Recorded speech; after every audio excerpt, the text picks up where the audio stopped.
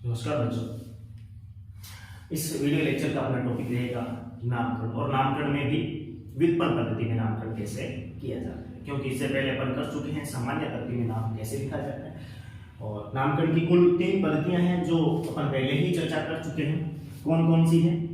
पहली हमने की थी सामान्य पद्धति में नामकरण, और दूसरा था व्युत्पन्न पद्धति में नामकरण, और तीसरा है IUPAC में नामकरण। अपन पिछले लेक्चर में सामान्य पद्धति में नामकरण लिख चुके हैं। अब आज का अपना टॉपिक है व्युत्पन्न पद्धति में नामकरण। छोटी सी पद्धति है, आसान है, और स्टार्टिंग में अपन एक बात क्लियर कर लेते हैं कि सभी कार्बनिक यौगिकों का सामान्य पद्धति में नाम हो आवश्यक नहीं, व्युत्पन्न पद्धति में नाम हो कोई जरूरी नहीं। हो सकता है किसी का नाम, क्यों?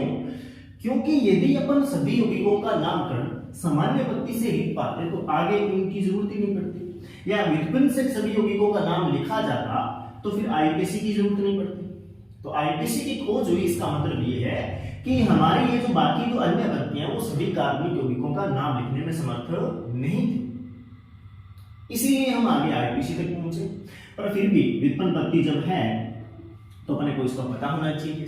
सिंपल सी सबसे आसान पद्धति है, ठीक है। और सभी यौगिकों के लिए अपन इसकी चर्चा नहीं करेंगे, अपन केवल वही टॉपिक पढ़ेंगे जो अपने आगे 12th के टॉपिक के अंदर है। जैसे एल्कोहलों का नामकरण भी पढ़ेंगे और कार्बोक्सिलिक अम्लों का पढ़ेंगे, और एक सिंपल यौगिक अपन एल्केन उठा लेते हैं, एल्केनों का व्युत्पन्न पद्धति में नामकरण। तो इस पद्धति में क्या किया जाता है? व्युत्पन्न पद्धति क्या कहती है कि जिस किसी भी फैमिली का आप नाम लिखना चाहते हैं, उस फैमिली का, उस परिवार का जो सबसे छोटा सदस्य है वो जनक है। सबसे छोटा सदस्य जनक है। जनक मतलब पेरेंट्स है, कि बाकी जो अन्य सदस्य हैं वो उसी से पैदा हुए हैं या उसी से व्युत्पन्न हुए हैं। कैसे? जैसे मैं एक कंपाउंड लिखूं CH3OH, दूसरा लिख रहा हूं CH3CH2OH, तीसरा है CH3CH2CH2OH। मैंने ये टोटल 3 कंपाउंड लिखे। अब आप देखो कि तीनों अल्कोहल परिवार से हैं। हाँ, ये मैथिल है, ये एथिल है, ये प्रोपिल अल्कोहल है, लेकिन है तो तीनों अल्कोहल। तो अपन कह सकते हैं कि एक ही परिवार। कौन से परिवार? अल्कोहल परिवार। तो मेरा यहाँ फैमिली और परिवार से मतलब हुआ है कि जिस कंपाउंड का अपन नाम लिख रहे हैं उसमें क्रियात्मक समूह कौन सा है। तो उस फैमिली के सबसे, इसका सबसे छोटा सदस्य क्या है? ये वाला है। सबसे छोटा सदस्य जनक है, और बाकी जो भी सदस्य है वो इसी से व्युत्पन्न हुए हैं, ठीक है। और नाम कैसे लिखेंगे?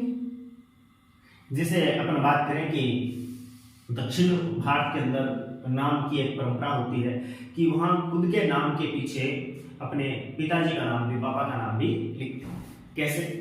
बहुत पुरानी परिचित है। अपन देखें कि मैं आपसे पूछूं कि महात्मा गांधी का पूरा नाम क्या है, तो अपन अब तक ये लिखते हैं तुरंत कि मोहनदास करमचंद गांधी।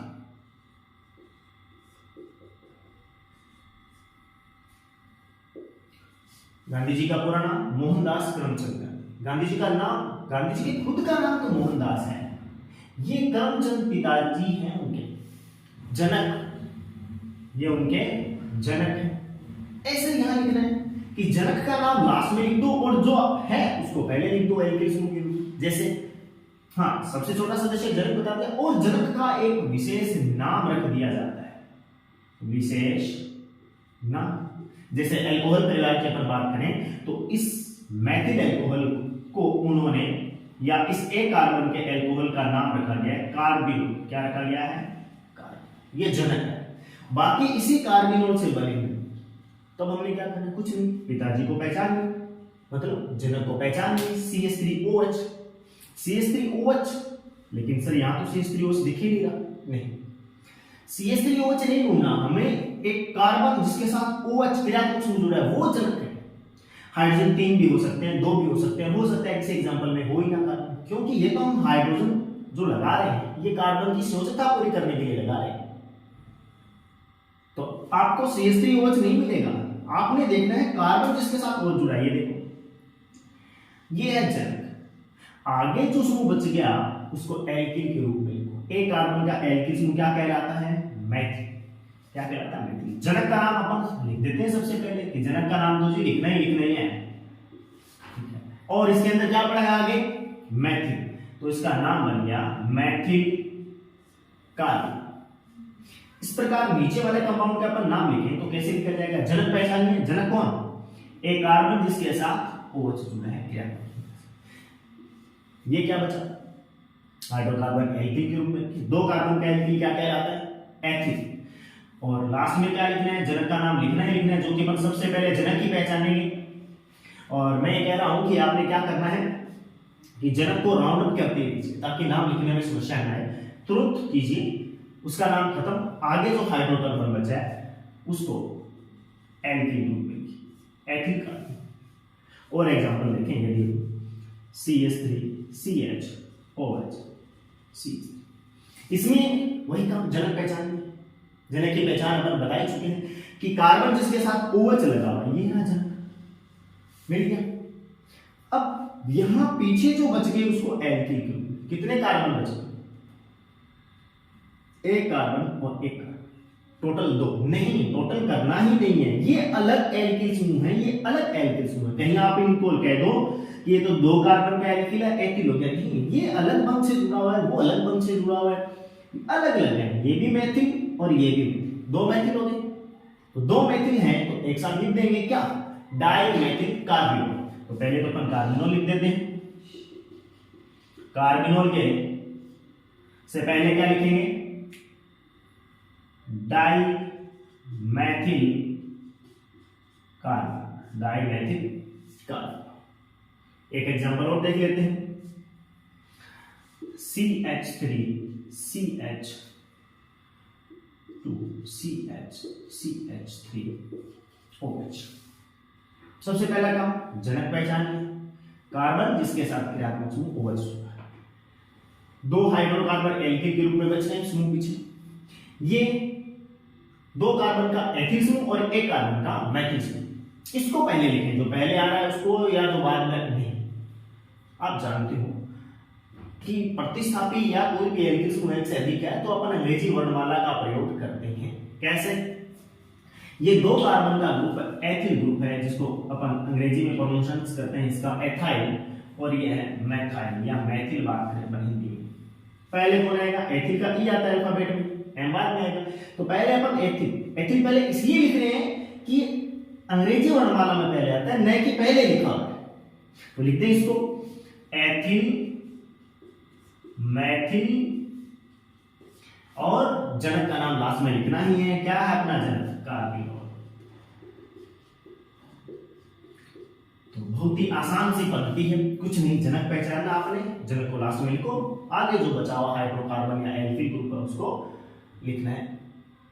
तो मेरे ख्याल से कोई यहां समस्या नहीं आएगी। और कुछ एक आपको प्रैक्टिस दे दे या आपको सेल्फ चेक कर लो कि हमें ये नामकरण याद हुआ कि नहीं। जैसे मैं नेक्स्ट एग्जांपल डालूं, CH3CHOH CH3CH3, वेरी अच्छी।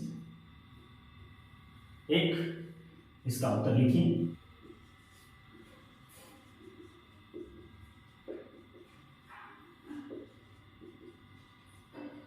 पहचानिए आप जनक को कीजिए अलग, बाकी जो बच गया समूह उसको एल्किल ग्रुप में लिखिए। इसका जो भी आंसर आप कमेंट में डालिए, यदि कोई समस्या आ रही है तो लिखिए, इसका सॉल्यूशन हम वहां देख लेंगे। बट मुझे नहीं लगता कि इसमें कोई समस्या है, कि सिंपल सा है, जनक पहचान लिया, बाकी जो है उसको हाइड्रोकार्बन के रूप में लिखना है। तो ये तो थी अपनी एल्कोहलों के लिए सामान्य पद्धति में नामकरण। अपन एक बात कर चुके हैं एल्कोहलों, 2 कंपाउंड और कर लेते हैं, कार्बोक्सिलिक अम्ल और एल्कीन। तो नेक्स्ट देखते हैं कार्बोक्सिलिक अम्लों का व्युत्पन्न पद्धति में नामकरण। 2 नंबर टॉपिक है अपना कार्बोक्सिलिक अम्लों का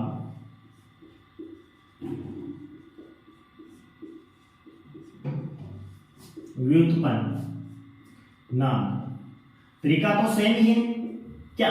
जनक सबसे छोटा सदस्य, तो वैसे तो इसका सबसे छोटा सदस्य एक कार्बन का अम्ल है जिसको अपन फॉर्मिक अम्ल कहते हैं। लेकिन व्युत्पन्न पद्धति में क्रियात्मक समूह के पास एक कार्बन और जुड़ा हुआ मानते हैं, तो ये इसको जनक नहीं माना गया है। जनक माना गया के अम्ल, ये है जनक। याद कीजिए पीछे अपनों ने क्या कहा था, जनक का एक विशेष नाम रखा है, इसका क्या नाम है, एसिटिक अम्ल। एसिटिक अम्ल ये है अपना जनक। ओके, आगे जो भी आएगा उसका नाम आप लिखते रहेंगे, जैसे CH3 CH2 COOH। कुछ एक एग्जांपल मैं लिख देता हूं।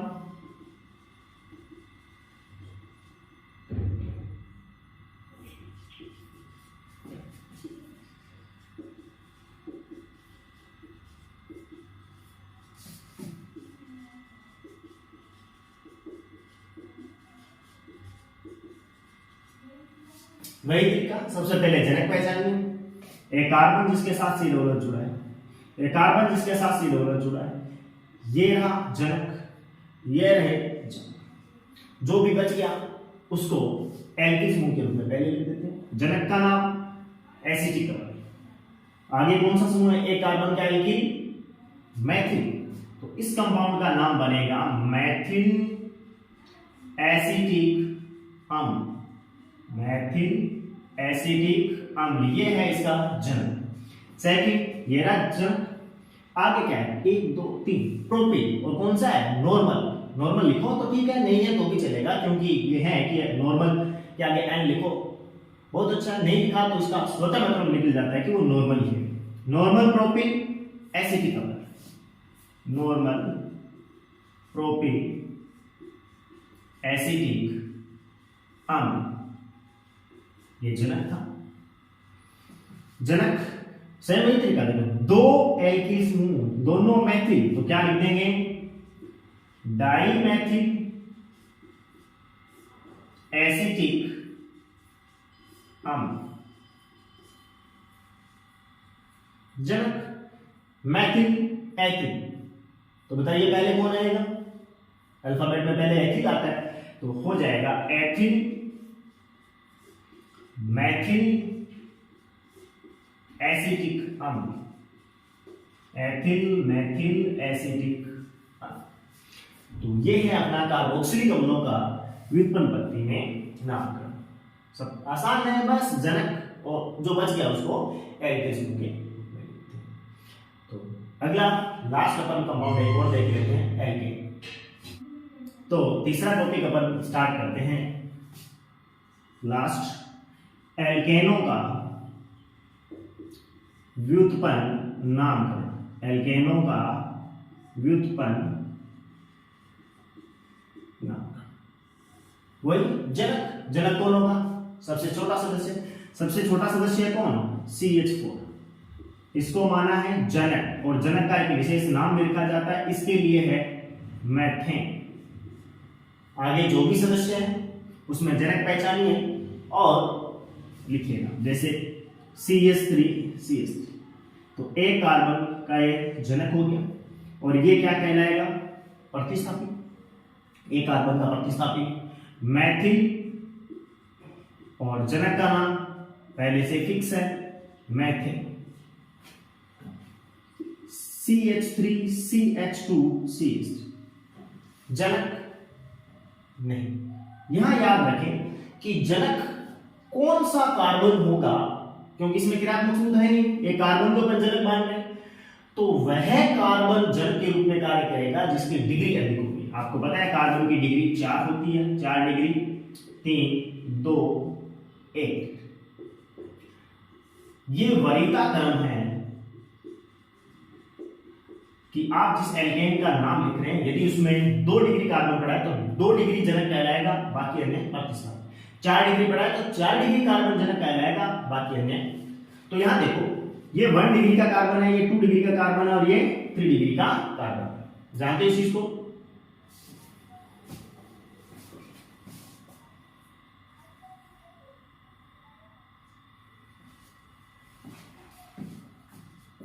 तो देखो ये हो गया अपना जनक। 2 डिग्री को जनक मान, सॉरी ये 1 डिग्री है, 3 नहीं मानते जनक। तो ये प्रतिस्थापी, जनक का नाम मैथेन लिखना है, लो पहले लिख देते हैं।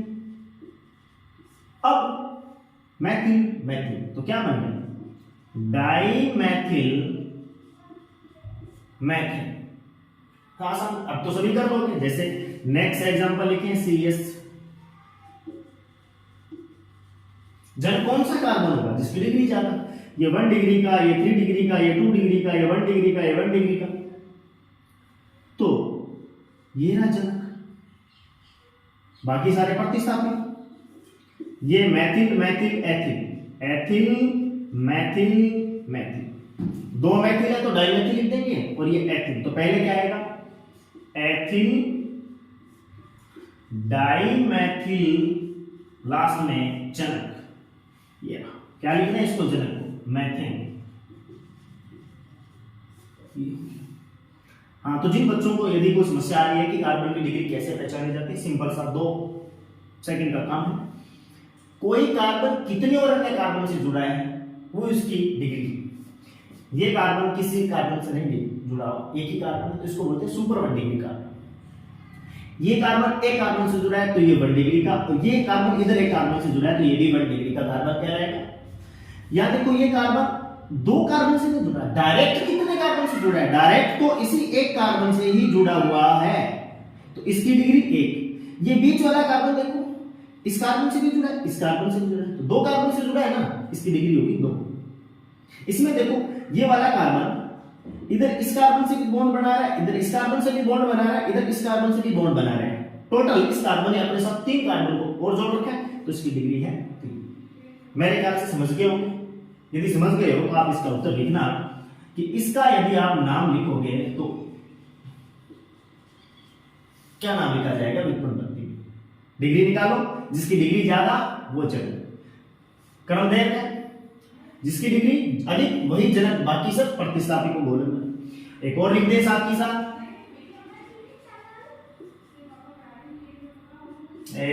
CH3 CH3 CH3 जनक पहचानिए, बाकी प्रतिस्थापी आंसर लिखिए और उत्तर आ जाएगा। जो भी आंसर हो कमेंट में लिखिए, अपन उसको चेक कर लेंगे।